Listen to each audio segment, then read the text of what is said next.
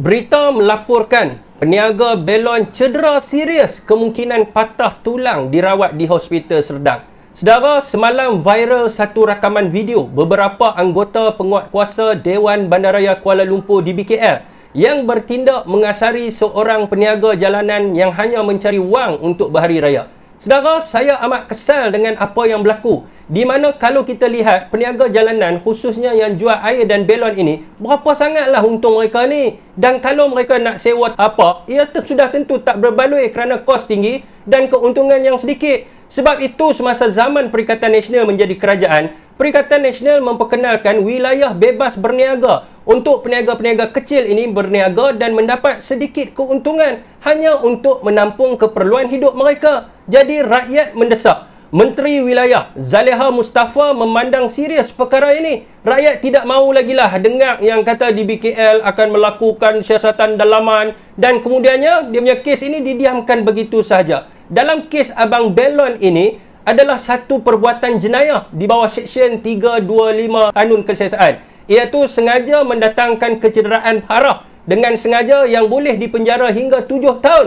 Saudara dan saudari, tidak kiralah siapa pun yang melakukan jenayah, ia harus diberi hukuman yang setara, di mana perlembagaan di bawah perkara 8 memperuntukkan setiap orang rakyat Malaysia adalah sama rata di sisi undang-undang dan berhak mendapat perlindungan yang sama rata di sisi undang-undang. Apakah pandangan rakyat Malaysia? Hampa setuju tak dengan apa yang saya sampaikan ni? Jangan ada pula yang pergi buat report polis. Nak tanya pandangan rakyat pun susah. Baik, bismillahirrahmanirrahim. Assalamualaikum warahmatullahi wabarakatuh. Kita sebenarnya pada tanggal 30 Mac hari Ahad, sehari insya-Allah sebelum kita menyambut Syawal, kita berada di perkarangan atau lobi utama Hospital Serdang, dan kita ke Wad 7E tadi untuk bertemu dengan Zaim mangsa yang lebih dikenali sebagai Abang Belon.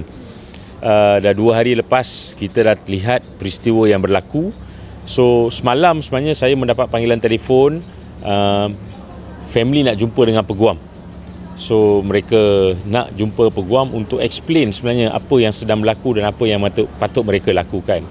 Saya hadir hari ini, alhamdulillah, dapat berjumpa dengan maknya, dapat berjumpa dengan ayahnya, dapat berjumpa dengan kakaknya.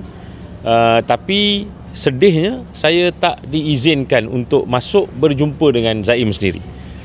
Saya difahamkan pihak hospital telah pohon kepada maknya supaya tak perlulah jumpa peguam dulu, kan, sebab polis kata jangan jumpa sesiapa.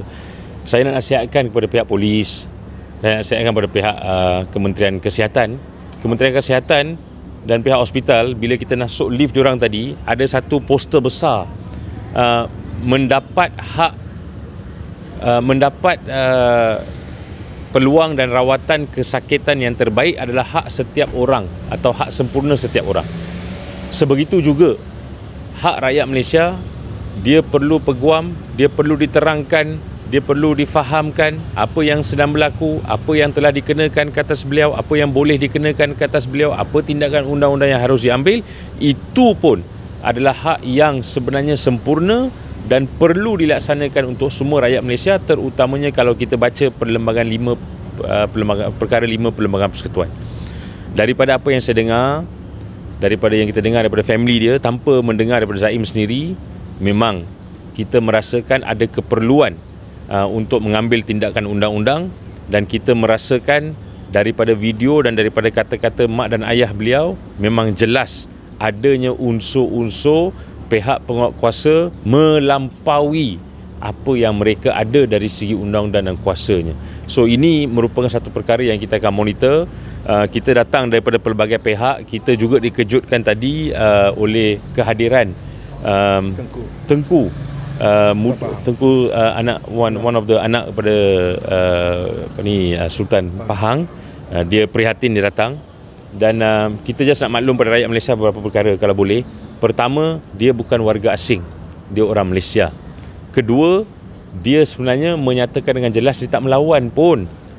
Dia nak selamatkan belon dia. Belon dia ni adalah belon yang dia beli pada harga tinggi daripada pembekal. Dia kena jual. Bila dia jual baru dia boleh buat profit sharing dengan pembekal tersebut. Dan ketiga, memang ditunjukkanlah tadi gambar-gambar, kan. Rakan-rakan saya akan komen gambar-gambar berkaitan dengan dipijak, dijerut lehernya dan sebagainya. So family sedang mempertimbangkan tindakan undang-undang dan saya rasa memang perlu diambil tindakan undang-undang. Saya just nak gesa kepada pihak DBKL, perlu suspend, gantung penguatkuasa ini serta-merta, adakan satu inquiry, tapi bukan inquiry dalaman seperti mana kes-kes DBKL lain sebelum ini. Mesti ada satu inquiry yang dipengerusikan oleh badan bebas, seluruh rakyat kena tahu apa yang sedang berlaku. Dan kalau bolehlah, saya nak sarankan ke semua agensi PBT penguatkuasaan, hantarlah semua staff dia untuk mental check up berkala supaya tahu tahap kesihatan mental mereka. Saya hantar kepada saya Hasan dulu dan kemudian CB.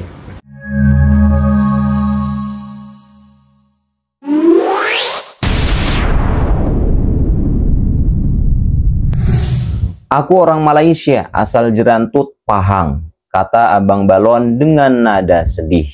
Ia mengalami kekerasan dari sekelompok petugas keamanan setempat, yaitu DBKL, di Jalan Tunku Abdul Rahman, Kuala Lumpur pada hari Jumat. Abang Balon yang kemudian ditemui oleh staf anggota Parlemen Arau, yaitu Datuk Seri Shahidan Kasim, yang hanya dikenal dengan nama Azlan, menyangkal bahwa ia diusir sebanyak 3 kali sebelum terjadi perkelahian yang viral di media sosial. Aku takut bertemu dengan mereka, karena jika aku bertemu dengan mereka, barang-barangku akan disita karena aku berdagang tanpa izin, katanya dalam sebuah video yang dibagikan oleh Shahidan Kasim di halaman Facebooknya pada hari Sabtu. Akibat perkelahian tersebut, Abang Balon mengalami cedera yang cukup parah yang menyebabkan tulang belakangnya kemungkinan patah. Menurut korban, ia tidak memiliki izin karena tidak mengetahui prosedur untuk mengajukan permohonan izin berdagang. Aku ingin mengajukan permohonan izin, tetapi aku tidak tahu prosedurnya. Aku sakit, aku memiliki hernia, dan aku hanya pandai berdagang. Aku ingin mencari uang tambahan untuk persiapan Hari Raya Idul Fitri dan untuk membiayai adikku yang masih bersekolah, katanya dengan nada sedih. Korban berharap Shahidan dapat membantunya untuk mendapatkan izin berdagang. Ia juga akan membuat laporan polisi setelah prosedur di rumah sakit selesai. Sebelumnya, DBKL dalam sebuah pernyataan mengatakan bahwa petugas keamanan telah melakukan rondaan berkala dan menemukan beberapa pedagang tanpa izin berdagang di trotoar Jalan Tunku Abdul Rahman sehingga menyebabkan kemacetan dan mengganggu pergerakan masyarakat. DBKL juga mengatakan bahwa teguran telah diberikan kepada semua pedagang dan sebagian besar dari mereka mematuhi perintah dengan beredar. Namun DBKL mengatakan bahwa korban yang juga seorang pedagang balon tetap bersikeras meskipun sudah diberi peringatan sebanyak 2 kali. Petugas DBKL dalam laporan polisi yang dibuat mengatakan bahwa pedagang itu kembali ke kawasan yang dikawal setelah setengah jam peringatan kedua diberikan. Seolah-olah sengaja menantang pihak berwenang. Begitulah teman-teman informasinya, jadi semoga informasi ini bermanfaat dan semoga kita bisa mengambil pelajaran dari video ini. Selamat beraktivitas kembali dan see you next video.